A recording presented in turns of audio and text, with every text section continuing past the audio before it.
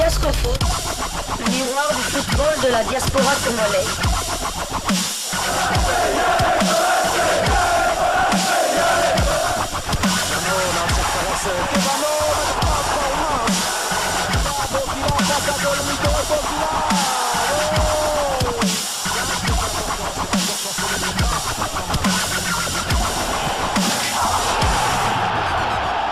Diascofoot, le miroir du football de la diaspora congolaise.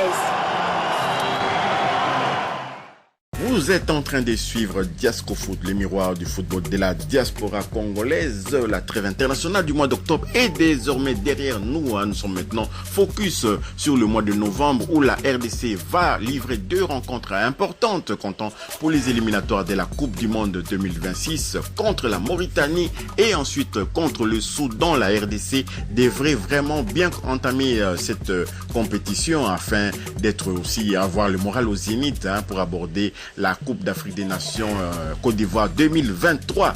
Et notre capitaine Chancel Mbemba Mangoulou a communiqué ainsi sur son compte Twitter. Fin du rassemblement de notre équipe nationale avec 2 matchs amicaux disputés. Je tiens à remercier mes coéquipiers pour leur implication et motivation ainsi que le staff technique et notre coach Sébastien Desabre. Rendez-vous le mois prochain pour les 2 journées très importantes. Voilà le message de Chancel Mbemba Mangoulou. Mais revenons un peu en arrière sur cette trêve internationale. Quand même, on était quand même satisfait et même déçu, très déçu du match nul contre la Nouvelle-Zélande. On avait joué un match référence, c'était presque un match référence avec du beau football, des combinaisons, de la vitesse, de la vivacité, même pour les nouveaux joueurs comme Grady Diangana qui nous avaient vraiment apporté beaucoup de satisfaction en entrant en jeu.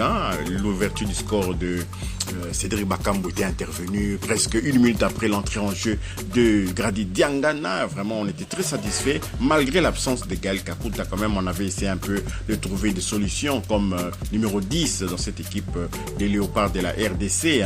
Théo Bongo avait occupé ces postes-là, mais on se rend compte que vraiment on a un grand problème à ce niveau-là. Soit c'est Théo Bongonda, soit c'est William Balikwisha. Je trouve que c'est un peu léger. Bongonda est beaucoup plus efficace sur les côtés, notamment sur le côté droit. Lorsqu'il entre comme ça dans l'axe et puis déclenche son tir, c'est vraiment un joueur capable de pour nous apporter un plus en jouant un peu excentré.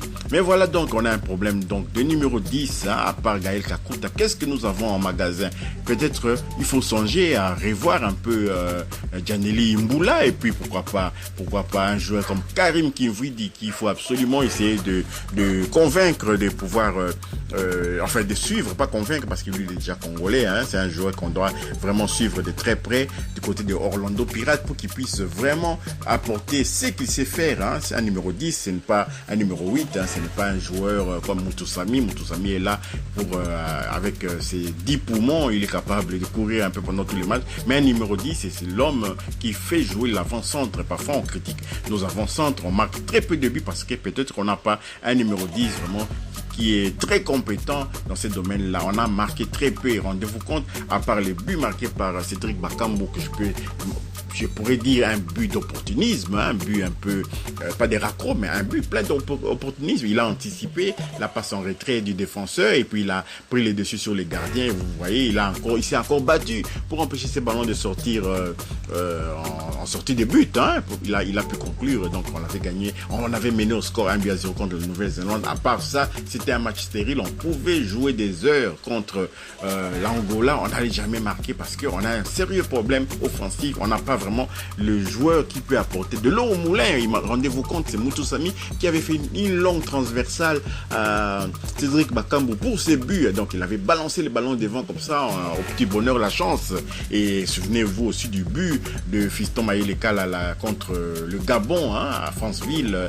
Une passe comme ça, un peu à la désespérée de Meshak Elia. Et puis c'est débrouille-toi devant, tiens, voilà la balle, tu te débrouilles. Et personne vraiment n'avait suivi. Si vous vous souvenez bien, il y avait Sébastien Desabre qui demandait à Kolo de suivre. Moutoussamy suivait comme ça. On sait bien que Moutoussamy n'est pas tellement excellent lorsqu'il faut tirer de loin. Donc Fiston Mayele n'avait pas le choix que de battre ses gardiens par ses propres initiatives, par ses tirs tonitruants qui avait fini sa course au fond de filet. Donc voilà un peu, on a remarqué certaines lacunes au niveau du numéro 10. Mais il n'y a pas que ça, il y a aussi le cas Massoakou, le cas du latéral gauche congolais. Qu'est-ce qui se passe dans la tête de Sébastien Desabre? Qu'est-ce qui s'est dit entre Massoakou et Sébastien Desabre? Parce que Arthur Massoakou, nous savons qu'il était blessé, il était déjà très diminué contre le Soudan, mais Arthur Massoakou ensuite, il est finalement venu blessé, il est venu blessé, il s'est même entraîné un peu à l'écart pendant ses stages du côté de l'Espagne, et finalement Arthur Massoakou n'avait même pas joué contre le premier match contre la Nouvelle-Zélande. C'est Gédéon Kaloulou qui a été si je peux dire délocalisé, hein. Il est back droit d'habitude, il est parti jouer comme latéral gauche. Pourquoi Gédéon Kaloulou alors que nous avons Joris Kayembe qui joue à ce poste-là du côté du KRC Genk en Belgique? Et finalement contre l'Angola, revoilà Arthur Massoakou. Ça a vraiment été un danger permanent de ce côté-là, mais Arthur Massoakou n'y est pas du tout encore, il n'est pas encore à 100%, mais je peux comprendre que peut-être que dans une conversation, dans un entretien avec le coach Desabre, il a peut-être demandé qu'on lui accorde du temps de jeu pour qu'il puisse revenir dans la compétition. C'est aussi une bonne chose. Si c'est dans ces cas-là, alors bravo, félicitations Arthur Massoakou, quand même on a gardé les zéros derrière, hein. Ça n'a pas prêté à conséquence. Voilà un peu ce qu'on pouvait dire sur... c'est pour boucler la boucle un peu de cette histoire de trêve du mois d'octobre où la RDC a livré 2 matchs amicaux, 2 matchs nuls donc contre la Nouvelle-Zélande et contre l'Angola. À présent, quelques résultats récoltés ça et là pour compléter ces numéros de Diasco Foot.